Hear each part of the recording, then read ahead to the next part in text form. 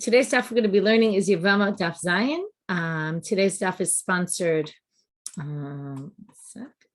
Betsy Melman in loving memory of her father, Harold Munshine, Tzvi Menachem Mendel ben Shlomo, on his 38th year at sight. He was a kind, loving man with an optimistic outlook on life and a Baal Korah with a beautiful voice.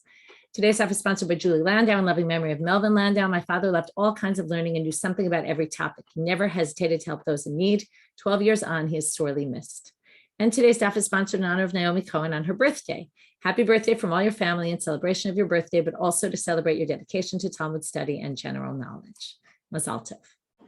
Okay, we're going to get started with our daf. So let's do a little review. We keep having to review because we're in the middle of a big, long topic. By the way, Gefet, I'm not sure if it's already up or it's going up at sometime this morning, is about what we've been learning the last few days about whether a positive commandment can override a negative commandment, getting into really the value of mitzvot, and can we put a value on mitzvot, right? A very basic question, which is going throughout all the dapim that we've been learning since the first two. But since then, basically since Daf Dalid, we've been talking about, right? We ended Gimel Amud Bet with these two questions. One is, how do we know that a positive commandment can override a negative commandment? That we already dealt with, and we resolved that, right? We found proofs from Tzitzit. We had two options, either Rabbi Yishmael or the rabbis, which words exactly were unnecessary that taught us that, but that we dealt with.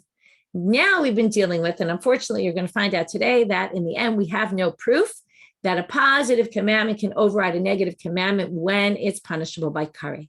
And in the end, we're not going to have any proof. We've had 7 attempts to prove it, again, depending on how you count. But if you count the combination of the first 3, which we had all sorts of combinations, as one answer, we basically had 7 options. You can review them from yesterday's stuff. The last one was Havara. We're still within that one. We started rejecting it yesterday, and we're going to finish the rejection today. And then we're going to move on to explaining it differently than we explained until now, which is, again, where did we start? And I'll do this just so that you have a good sense of where we're going in the daf. This whole thing started because we had a drasha aleha. Okay, I've repeated this many times, so by this point it should be pretty clear, which is aleha came up with achot isha. Remember, if somebody marries, 2 brothers marry 2 sisters, and then the one husband dies without children, the sister goes to do Yibum with the brother. She can't, because he can't marry his brother's sister. He can't marry his sister's, I keep saying it wrong, can't marry his wife's sister. Okay, you're not allowed to do that, even when there's Yibum, right? He can't marry his brother's wife either, but Yibum overrides that. The pasuk tells you that explicitly, but it doesn't say so by achot isha. So now, the issue is like this, and this is where it gets a little bit complicated. There's a special drasha aleha which teaches you that he can't do Yibum with her. That's predicated upon an assumption that theoretically he could do Yibum with her. So the whole question is, why did we need a drasha? Why would you have thought it was okay? Until now, we've been going along the line of thinking that it's because a positive commandment can override a negative commandment even when there's karet, which means Yibum overrides the forbidden arayot of not marrying your sister's, your wife's sister when your wife is still alive. You might have thought that. Comes the drasha to tell you no. Why would you have thought it? Because once we reject and we say that's not a possibility, we're going to try some other possibilities. We're going to have 2 other possibilities today as to why you would have thought it was okay to do and why you need the drasha to tell you it's not. Okay, no matter what, it's not okay. This is a very svora-y discussion, stama-y. It's post-Amoraic time period where they're just kind of philosophizing, right, raising lots of possibilities and why and what, but and it's a little bit long-winded. That's their style, okay? We're going to get back to regular Gemara style soon, don't worry, but this is, right, it's all about, there's a drasha, which means that what's underlying the drasha is that it would be allowed. Why would we think it would be allowed? Okay, that's the real question here. So we're going to have 3, right? One is even when there's karet. And then we're going to see 2 other possibilities once we reject that from being a possibility. So right now we were in Havara. Havara was our possibility for where we're going to see the aseh of mita beitin. You have to kill someone who's deserving of death in the court, would override Shabbat, and you could even do it on Shabbat. And there again, we had a special drasha to teach you no. So the obvious is, why do you need a drasha? Because you would have thought it would be okay. Why would you have thought it would be okay? Because the aseh of killing someone in court overrides the lo taseh of Shabbat, right? Even when there's karet involved. So, and that we learned, and in the end, they learned, no, well, moshvotechem comes to reject it. But again, why do you have moshvotechem to reject it? Because you would have thought it was allowed. Comes Rav Shimi bar Ashi. I'm going to start there, 4 lines from the bottom of yesterday's daf. Hi, Tana, lo mishum da'ate aseh v'dachalot aseh. You thought that the reason why they had a thought before the drasha came, they thought that it would override Shabbat. It's not because comes a positive commandment of to kill someone who's deserving of death and overrides the negative commandment of Shabbat. That's not why they needed a drasha to tell you. It doesn't. It's because you could have learned it by a kal v'chomer reasoning. That's why. It has nothing to do at all with aseh and dachalot aseh. No way. So now, how so? But mita beitin dachi Shabbat mikav v'chomer. When it says mechalelei amot yumat, anyone who desecrates Shabbat will die. It's anyone except those who are busy killing people in the court, because that would override Shabbat from a kal v'chomer. How? What kal v'chomer? Ma avodah. We're now starting with our daf Zayin Amud Aleph at the top. Ma avodah shehi chamura. Now we know that working in the temple is stringent, right? How do we know? Well, it's stringent enough that it's dochesh Shabbat. Right? How do we know that? Well, we do the avodah on Shabbat, right? We work in the temple, we bring sacrifices, we do all sorts of things. We slaughter animals that we don't do on Shabbat, but we are allowed to do it in the temple. And yet, so avodah is more chamor from Shabbat, okay? It's more stringent. Ritzicha docheota, but killing someone who's deserving of death overrides the avodah in the temple. How so? Shenema me'im mizbechi tikachenu lamut. It says that, okay, the beginning of this verse, it's in Shemot, chapter 21. If somebody kills somebody else, even if he's on the, by the altar, we take him to be killed. And normally this, you think, right, and this comes up in the Nevi'im, where people go to protect themselves, that no one's going to kill them if they hold on to the karnot mizbeach. They think that's going to protect them. But with the way they understand this is, even if they're doing avodah in the Beit HaMikdash, okay, they're working in the temple, you remove them and you kill them, because even though they're doing something important, which is avodah in the temple, I'm not going to get into, if you kill someone, you're not allowed to be a Kohen and work in the temple, but let's just put that aside. But someone who's deserving of death is taken away in the middle of his avodah and killed. So what do you see? You see that ritzicha overrides avodah, right? It's more important, supersedes. And avodah supersedes Shabbat. So here, what's the kal v'chomer argument? Obviously then, ritzicha overrides Shabbat. Because if it overrides avodah, and avodah is more severe than Shabbat, because avodah overrides Shabbat, then basically ritzicha should override Shabbat. So Shabbat shenitchet b'fnei avodah eino din shtei ritzicha doche ota. So that's what he offers. This is all within the 7th suggestion of ata aseh v'dachalot aseh. Even when there's karet, comes Rav Shimi bar Ashi, says that's not the reason why you needed that drasha. Not because you would have thought it would have overridden. No, it's because you would have thought it overrode because of kal v'chomer, not because the positive mitzvah of killing someone would override the negative commandment of Shabbat. No, it has nothing to do with that. It's all a kal v'chomer logic. And now we're going to read the Braita. Okay, the Braita had, you can look at this in the chart. The Braita had 4 sections to it. Okay, the Braita started off by saying, Ki yeh b'ish chet mishpat mavet behumat, right? They brought the verse about the death penalty. Shomea ani bein b'chol bein b'shabbat, right? So I would have thought both chol, both Shabbat. And so what do I do with machalei amot yumat? Well, that's everything else. That was the first suggestion, that we would think it would override. Then the Braita said, ela afilu mita beitin. What we're going to do right now is we're going to line up, the Braita waffles back and forth, okay? It does this waffling. It first says maybe it overrides Shabbat. Then it says, well, maybe it doesn't override Shabbat, right? Ela afilu mita beitin. Maybe those who desecrate Shabbat are to die, is even if they kill someone in the court. Maybe it doesn't override Shabbat. Ki yeh b'ish chet mishpat mavet behumat machalei amot yumat b'chol v'lo b'shabbat b'chol malachot kolel mitat beitin. Maybe also that's included and you can't do it. And then it waffled back to the first option and said, oh, no, ela filu b'Shabbat. No, well, maybe it does mean even on Shabbat you could do it. Talmud lomar lo tivaru esh, which then again, we had the whole drasha with Moshavot, because it says Moshavot there, and because it says Moshavot Techem, and because it says in lo tivaru esh, and because it says Moshavot Techem by mita beitin, we learned that since that's done in the court, that's also done in the court, and yet it says lo tivaru, which means you can't do it in the court. So that was the drasha. But there were 4 stages here. So what we're going to do with the Gemara for the next section is we're going to explain what did Rav Shimi bar Ashi think for all 4 stages. And then we're going to go back to the first explanation of the Gemara that it was Ate Ase V'Decha Lo Taseh, and say what were they thinking in all the 4 stages. Okay, so the first stage is obvious. The first stage, according to our first reasoning, was we thought Ate Ase V'Decha Lo Taseh. We thought maybe the positive commandment of killing someone in court would override the negative commandment of Shabbat. And according to Rav Shimi bar Ashi, it's the Kal V'chomer. Because of this Kal V'chomer, we set up, since Ritzicha is doche avodah and avodah is doche Shabbat, then killing someone in the court should override Shabbat as well. Okay, that's the first stage. Then the second stage, when they go back and they suggest, well, maybe not. So right now we're in Rav Shimi. So why did they reject the Kal V'chomer? Umay o eino dekamar. This is a quote from the Breita. So what they're basically saying is, in the second stage of the Breita, what were they trying to say? Hachi kamar. This is what they said. Now, when you have a Kal V'chomer, you can knock it down by disproving it, by basically saying, oh, well, we're going to show something else has the same components and yet a different conclusion. Kfurat meit mitzvah tochiach.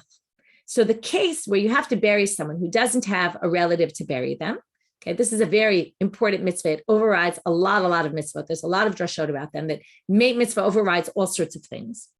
So, furat meit mitzvah tochiach shedochet avodah. Okay, if you're working in the temple and there's a meit mitzvah to deal with and nobody's dealing with it, you get up, you leave the temple, and you go do it. Okay, or well, the specific example we're going to see, they're going to learn it from achoto. Okay, there's a pasuk by a nazir which says a nazir can't become tamei to anybody. A nazir is not allowed to go near a dead body. And then after it says kol nefesh lo yitama, I don't remember the exact words, but something like that, to no soul. Then it says, and he can't become tamei to his mother, his father, his brother, his sister. So the commentaries say, well, if he can't be to anybody, obviously not to his mother, his father, his brother, his sister. Now you might say, right, maybe you would think yes to them like a Kohen, but still, you didn't need to say all of them, right? You could have just said mother, father, you would have understood, not also to your brother, sister. So the rabbis darshan all of those words. And la'achoto, for example, comes to teach you, and a lot of them are coming to teach you about a meit mitzvah. So la'achoto comes to teach you, the fact they added also his sister comes to say, if you're on your way to do a brit milah, or you're on your way to slaughter the Korban Pesach, which is avoda, and you find out there's a meit mitzvah, you stop what you're doing, okay? Even though those are two very serious, right? There's karet involved if you don't do them. Meit mitzvah supersedes that. So now you see that what? Here you see, this is, right? Meit mitzvah overrides avoda, because it overrides someone who's on his way to do the Korban Pesach. So now it says like this. So what's the eino? Well, they say, furat meit mitzvah tochiach. Furat meit mitzvah is going to override this kal v'chomer. Why? Or knock it out. Shedochet avodah. It overrides avodah in the temple. Ve'eino doche Shabbat. How do they know it's not doche Shabbat? So they don't really know. But there's no drasha that says meit mitzvah overrides Shabbat. So they assume it doesn't override Shabbat. So now they say, right? So meit mitzvah doche ota. How do we know that? Mivela achoto. That I already explained to you. That's how we know. So Shabbat shenitchem mipnei avodah eino din take furat meit mitzvah doche ota. So now they say, right? So therefore, Shabbat, which is overridden from avoda, wouldn't you think that furat meit mitzvah doche ota? Talmud amar lo tivaru. Okay, so sorry, did I skip something?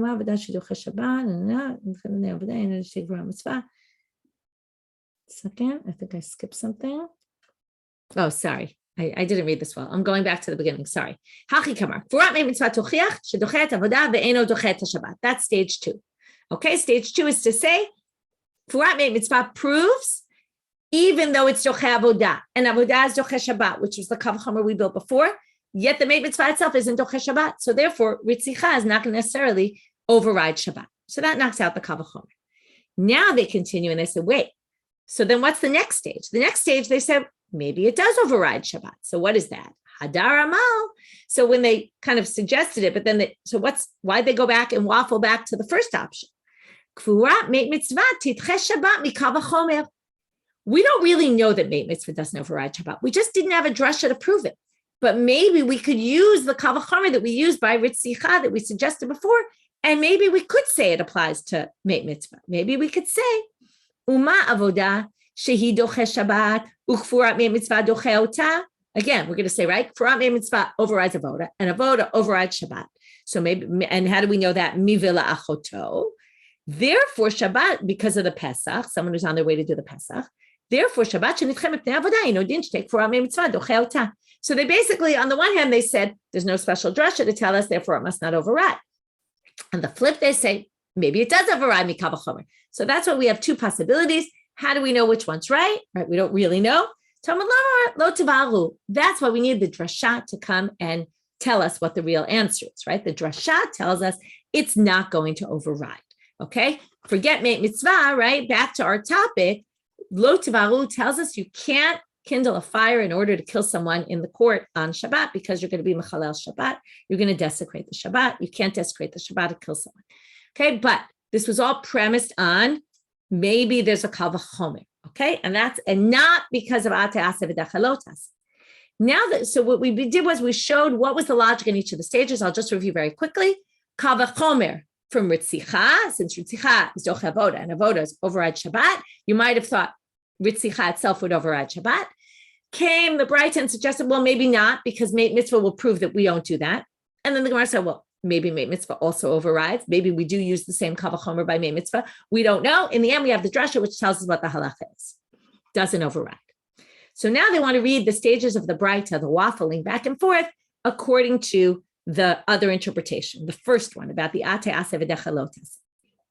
What we thought originally, the ate ase v'dechalotas say, my oeno dekamar. So why did they then start to reject that? If we had the ase v'dachalot ase, which was the first, right? There's 4 stages. First stage is, why don't we assume that Shabbat is going to be overridden here? Because the ase of killing someone in the court, administering the punishment, will override lo tvaru esh of Shabbat, we would have thought. But then what's this oeno? So why are they then suggesting maybe not? Hachi kamar. So stage 2 in the Braita. Umani mekayem mechalaleha motumat b'shar melachot chutz mimita beitin. Aval mita beitin. Oh, sorry. This is still the first stage. Aval mita beitin dache Shabbat ate ase v'dechalot ase. Right. So then, what do you do with the words mechalaleha motumat?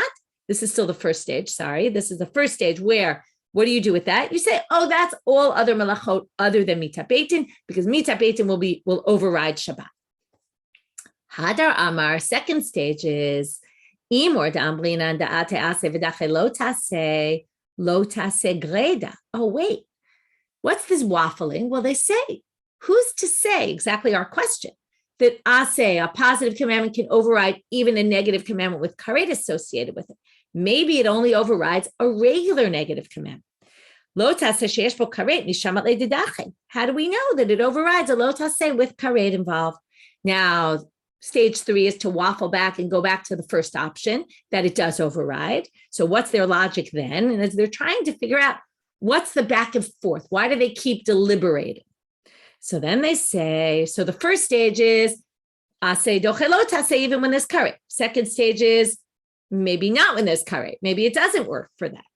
Third stage is to go back and say, yes, it does override. And fourth stage is going to be the drasha, which says it doesn't override. So why in the fourth stage, we understand already, there's nothing to explain. The drasha tells you it doesn't override. But ate, now when we think maybe it still does override, ate ase v'dechalot ase lav lo ta'ase chamor minei v'ka'ate ase v'dachele malichumar zuta malichumar rabba. Isn't a lo ta'ase more strict than an ase to begin with? In other words, right, if you're talking about a balancing, right, we have weights on either side. We've been talking about this from the beginning. The ase weighs down the lo ta'ase. Now, a lo ta'ase is always more severe because you're going to get punished if you do it. So what's the difference if it's a lo ta'ase which doesn't have karet, or it's a lo ta'ase which does have karet? In any case, it's stronger than the ase, and yet the ase overrides it. So what's the difference if it's chumra zutra, if it's a light chumra, or chumra rabba, or a big chumra? shouldn't make a difference, karet or not karet. And that's why they deliberate back and think maybe it really does override. Because if an asa is going to override a lo taseh, which is heavier, stronger anyway than it, what's the difference? How much stronger? Okay, this is like a good, right? You can imagine the logical argument. One can make arguments here or there, and that's why they're going to deliberate. Talmud lamar lo tivahu. Okay, so what we did so far today was we basically, first we rejected the ate asa v'decha lo taseh b'karei, learning it from Havara, because we said Havara maybe is learned out from Kal V'chomer. That's Roshimi Barash. So you can't really prove it from there. But then we reread this Braita of Havara based on first Rav Shimi's reading. What are his deliberate, right? What are the deliberations are basically, can we use Meit Mitzvah to disprove the Kal V'chomer? Or maybe Meit Mitzvah is actually uses the same Kal V'chomer.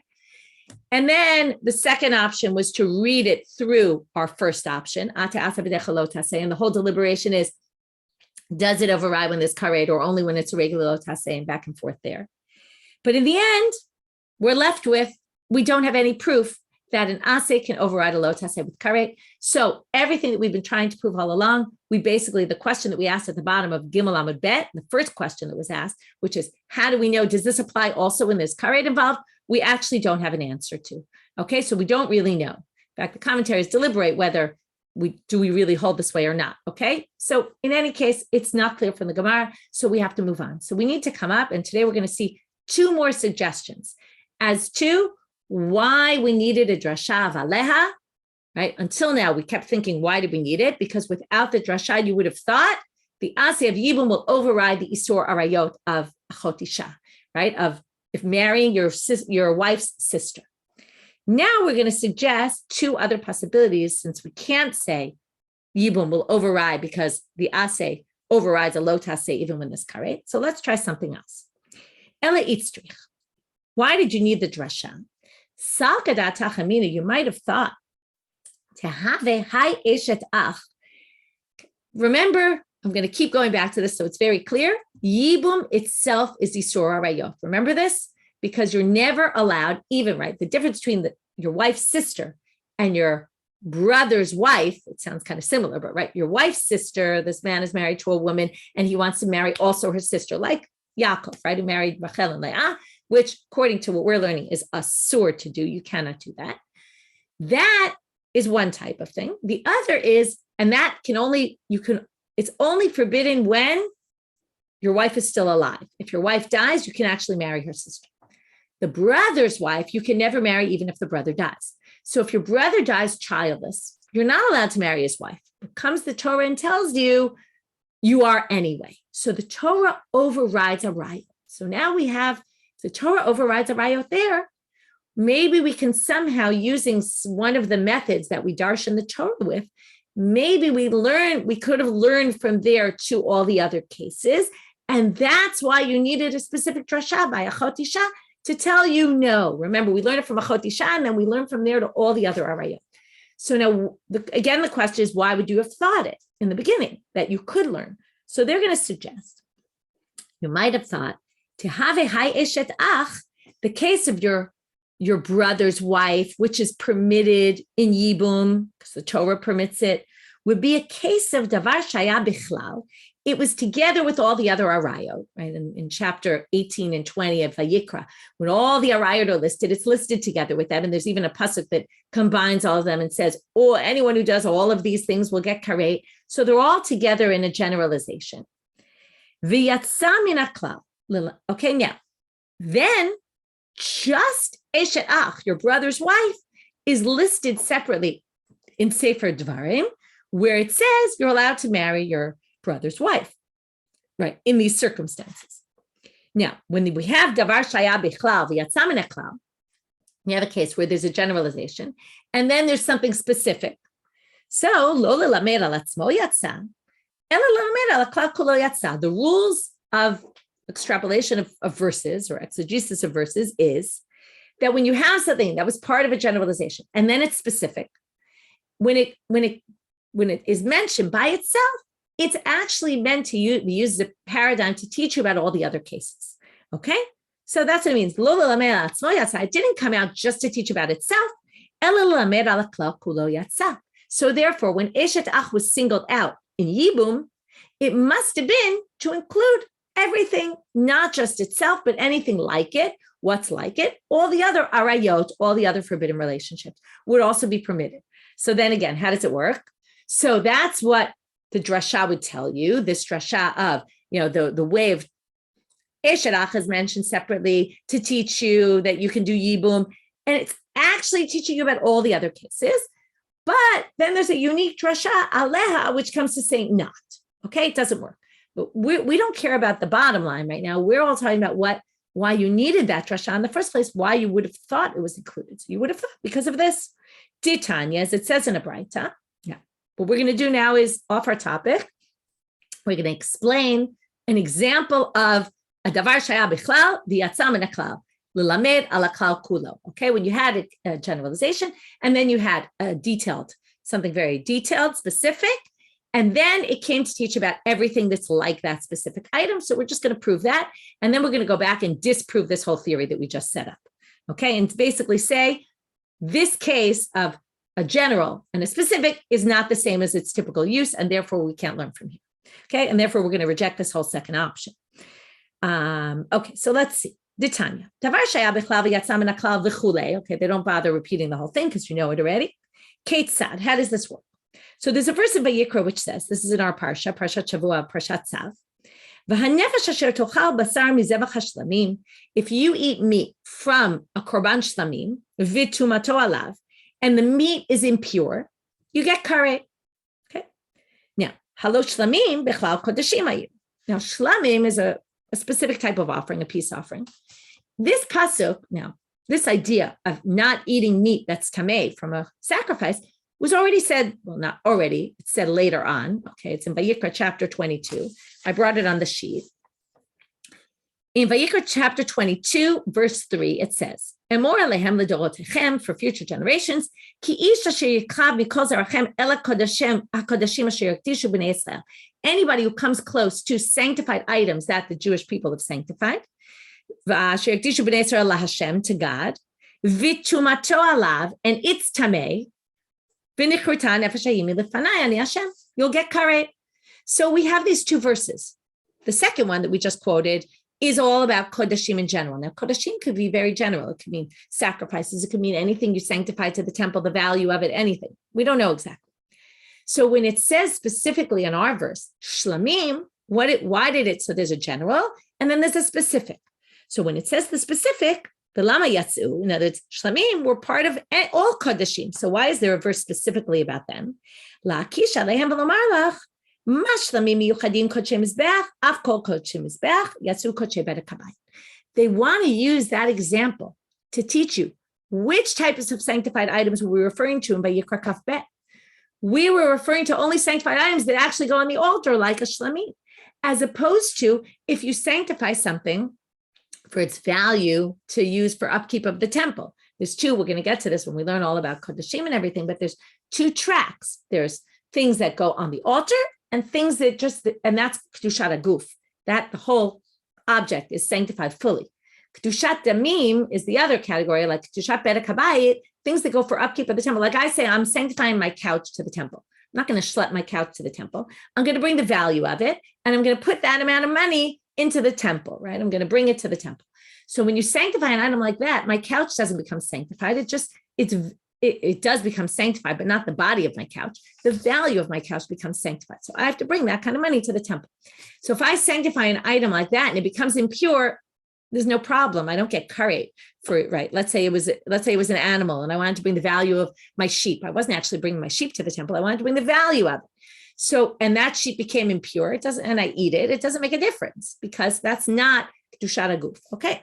That's what that's coming to teach you. So again, here's an example of a general pasuk and a specific pasuk. And the specific teaches about defining the general. So why don't we say the same thing here?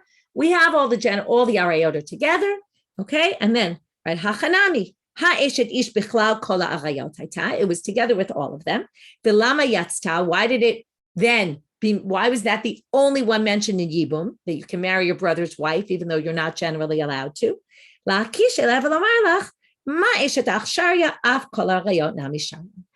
it was to teach you all arayot are permitted for Yibum purposes, in which case we would have skipped entirely our whole first Mishnah, right, which confused us, right, to no end. It would have basically been eliminated because that Mishnah was saying all arayot are permitted, are forbidden, right? You can't do Yibum to any of these arayot. But this would have said the opposite, right? And that's exactly what we're trying to find, because we want to have why we would have thought that and why we needed the drasha to tell us no. Okay, so we would have thought it because we would have learned it from this Kala Prat. But now the Gemara says, midame, you're comparing apples and oranges. This is not a classic case of something that was a generalization and then a specific detailed account. Why? Hatam, there, when we're talking about the tuma, the impurity, and eating it in its impurity, klal b'isur uprat b'isur. The general was you can't do it, and the specific was you can't do it. But hacha, klal b'isur uprat b'hetel. The general is all the arayot are forbidden. The specific is you can permit eshet ach. Well, right, generally, when we're talking about a generalization, a specific, it's on the same topic. Here, we're on a totally different topic. One is what you can't do, and one is what you can do. You can't use this principle to teach you and say, oh, where it says it's permitted, well, that's going to include everything as well. It doesn't work that way. It has to be in the same topic, in the same theme, right? In the Tumah Pasuk, it was the exact same halacha they were discussing. Here, it's something totally different. They're both relating to forbidden relationships, but one, what's forbidden, and one, what's permitted. So you can't learn it here. Okay, so now they say, Halo dame ela, this is much more similar to something else. Lidavar shaya bichlal v'yatsa lidom b'davar hachadash. This is more in the concept of, right, it will fall into the category of a drasha, which is called like this. Something that was part of the general rule and then was removed to teach something new, right, something different. What are the rules for there? You can see where this is going. You can't put it back together with all the others unless the Torah tells you so. So basically what it means is when this left the general rule, it meant it left and it can't come back in unless the Torah specifically tells you. In our case, right, the Torah specifically didn't tell you that they're the same, right? So basically we're stuck because you can't, right? That doesn't prove what we wanted to prove. That proves that it would be separate, and then you would know, and you wouldn't even need a drasha for achot isha because no one would ever think that that would be the case. So in which case, this whole answer falls, okay? But now, since we already mentioned this new type of way of darshaning of something that was part of the general rule and then got taken out, and then for something new, unless the Torah specifically puts it back together, it's not together anymore with the rest. So now the Gemara wants to give you an example of this. And here it's going to be an example where the Torah does, in the end, put them back together. Okay, again, from sacrifices. Okay, but now we're talking about in Mitzvah, where we're not in Parshat Shavua anymore, but we'll get there in a few weeks, to the sacrifices that a Mitzvah does. We're going to actually relate to this in two different parts of today's daf, the Mitzvah. So a Mitzvah, that is a leper, has to go through a process of 7 days of purification. On the seventh day, he goes to the mikveh in the morning, waits till Harev Shemesh, till the nighttime, then he's pure. But he still has to bring a sacrifice the next day. He's not fully pure. He still can't go into the temple until he does this process, but he's a little bit stuck because in the process, and this is more for the later part of today's daf, but he ends up, well, we'll see it here also, but he stands in what we call the Lishkat HaMitzoraim, which is in the Ezrat Nashim, which is right outside. It's right on the wall of the Azara. And he goes to Shar Nikanor there, and he basically puts his right ear, his right finger, and his right foot into the Azara, which, by the way, means he really is in the Azara, because they say Bi'ah b'miktsat is like Bi'ah. Going in a little bit is as if you went in fully. And even though he's really not allowed in the temple, the problem is he's in a catch-22. He has to go in the temple to become pure, but he can't because he's not allowed in the temple, right? And when we mean temple, we mean the Azara specifically. He's not allowed in there unless he's pure. On the other hand, in order to become pure, the Kohen has to put some blood and oil on his ear, on his finger, and his nose, and his toe, and therefore that has to be done inside the Azara. So he ends up being allowed to put that part of his body in the Azara. That's a special heter he gets. Okay, that's going to be more for later. In addition, he brings a set of 3 different sacrifices. One of them is called an Asham Mitzorah. So we're now talking about the Korban Asham that he brings. V'shachat et hakeves b'makom asher yishchat et hachatat, b'mkom asher yishchat hachatat, ve'et ha'olah b'mkom hakodesh. He sacrifices, he slaughters the keves, the animal, in the place where they do the chatat and the olah, which is in the north side. Okay, there's certain sacrifices which are limited. They have to be done only on the north side of the asara. So this is done, it has those same rules as the chatat and the olah, right? The sin offering, right? This asham is a guilt offering. It's done in the same place as the sin offering and as the burnt offering. Ki kachatat ha'asham hu lakohen. Because this is like a chatat, this korban asham for the kohen. So now they say, Shein Talmud Lomar kachatat ha'asham. Why do you have to say this is like a chatat? You already said you do it like the chatat. So you don't need to say again, because the asham is like a chatat, right? Because the guilt offering is like a sin offering. So they say, well, it's for this reason that we just said. Asham Mitzvah is something unique that no other sacrifice has, which is this thing about his finger, his toe, and his ear. Okay? They leave out the ear. I don't know why, but because of his finger and his toe, the right one. So now they put blood on it. Now, normally, what do you do with the blood of a sacrifice? You put it on the altar. So what they thought was, since it says you put the blood on his ear and his finger and his toe, you might have thought what? That's the blood. That's what you do with the blood of the sacrifice. You don't need to what? You don't need to put it on the altar like other sacrifices, because it's yatzali dom b'davar chadash. There's something unique here that isn't by any other korban asham, guilt offering, nor by any korban for all intents and purposes. You might have thought that maybe you don't need to put the blood on the altar. Maybe you don't need to put the parts of the animals that always get burnt on the altar. Maybe you don't need to put them on. Talmud Lamal, moving Talmud Bet now, that's why it says, Ki kachatat ashamhu.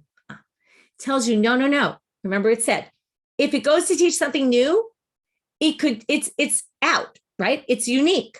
Unless the Torah tells you it's back together with the rest of them. That's why it says, Ki kachatat asham, to teach you. Ma chatat te'una matan damim v'imurim legabei mizbeach, af asham te'una matan damim v'imurim legabei mizbeach. Okay, so that's why it comes to teach you, no, this has all rules just like the chatat, meaning you have to also, even though you put some of the blood on the ear and the finger and the toe of the leper, you also have to put the blood on the altar. You also have to burn the parts. It's just like the other sacrifices. So ilo ahadre kra, but if it hadn't, right? If the pasuk hadn't said kachatat asham, what would you have thought? Havamina l'mayde nafik nafik l'mayde lo nafik lo nafik.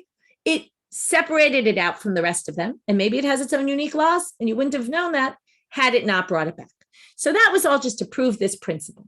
So in the end, where did we do here? This was our second explanation to why you need the drasha aleha. We thought originally for a few dapim that you need the drasha aleha to teach you can't do Yibum with your wife's sister because of the drasha, but if you didn't have the drasha, you would have, because the aseh of Yibum overrides the lo taseh of the erva, the forbidden relationship. Comes the Gemara and says, no, that we don't know that that's true because it's karet involved and we don't know that overrides. So maybe it's because you would have learned it from the brother, right? The fact that you can marry your brother's wife in Yibum, that was separated out. Why was it separated out? To teach you about everything else, right? It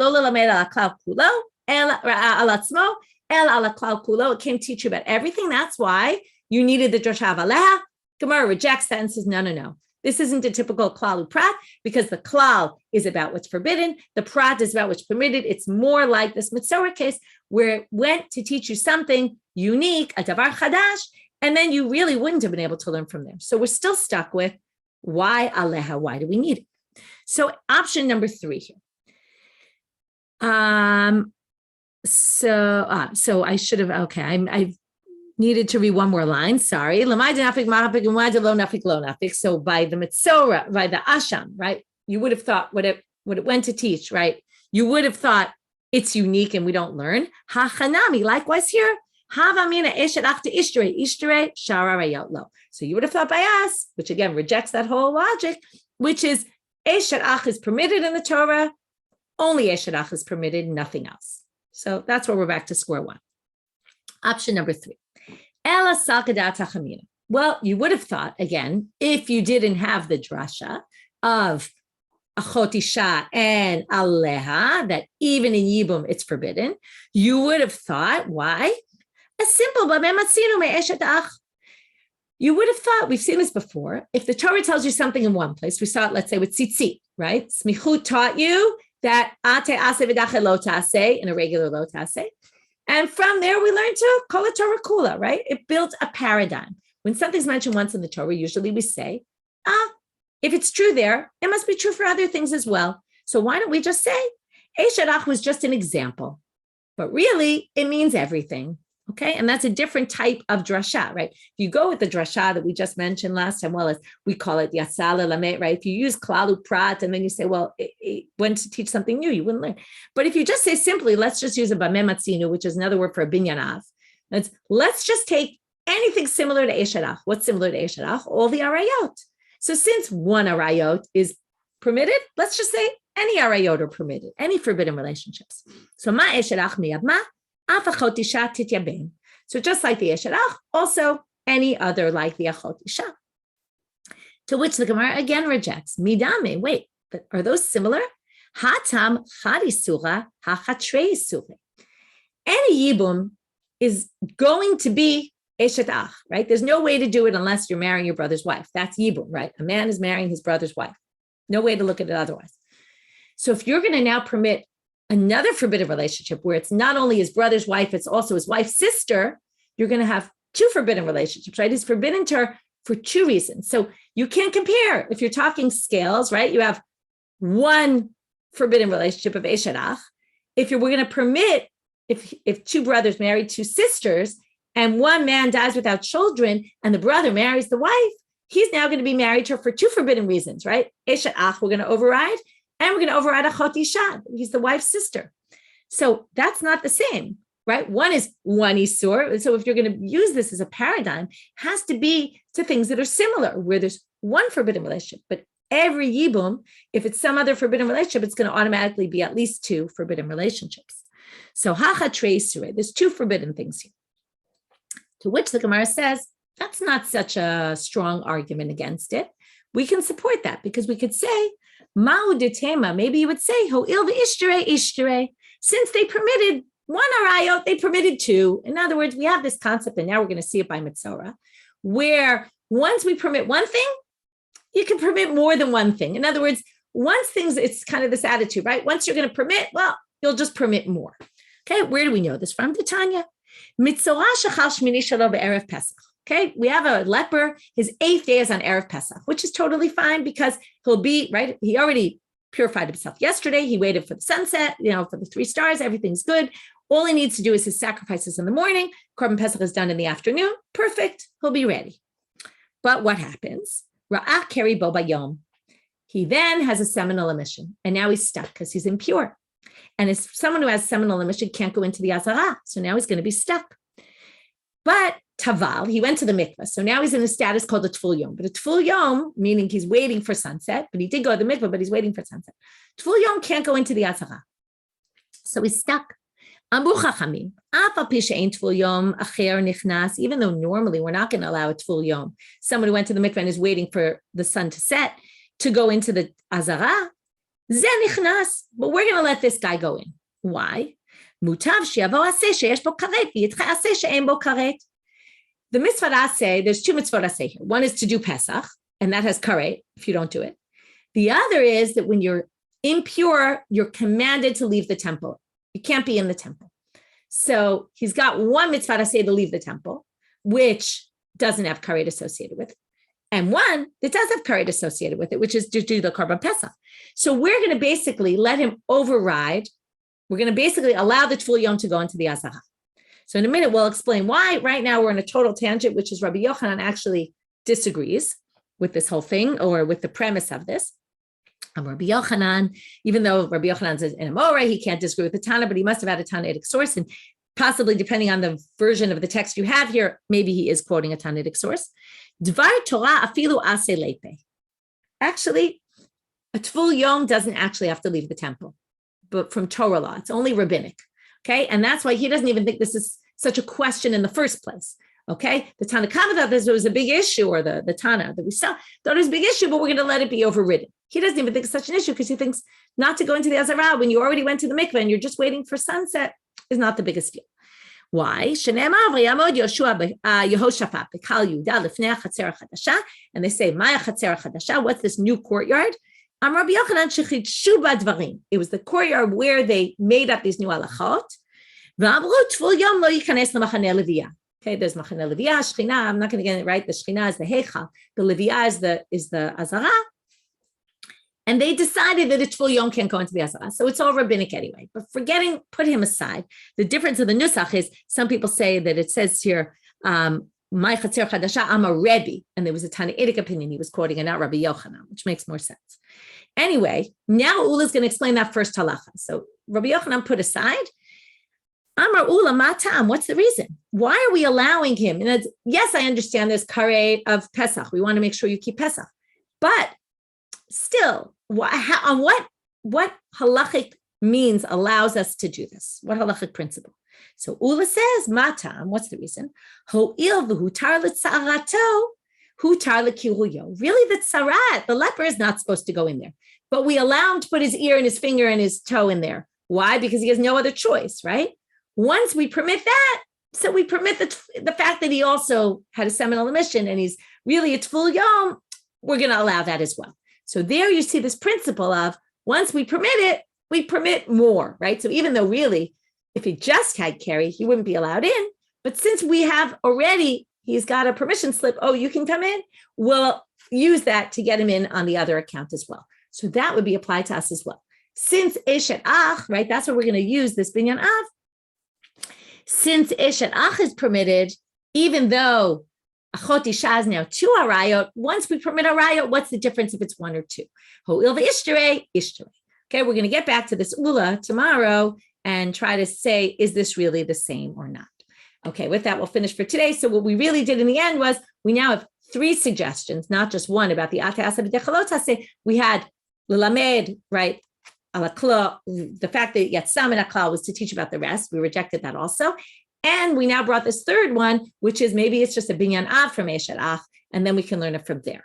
Okay, and then we'll see whether this stands or doesn't stand, because right now we're in the middle of it. So have a great day, everyone. We will continue this tomorrow.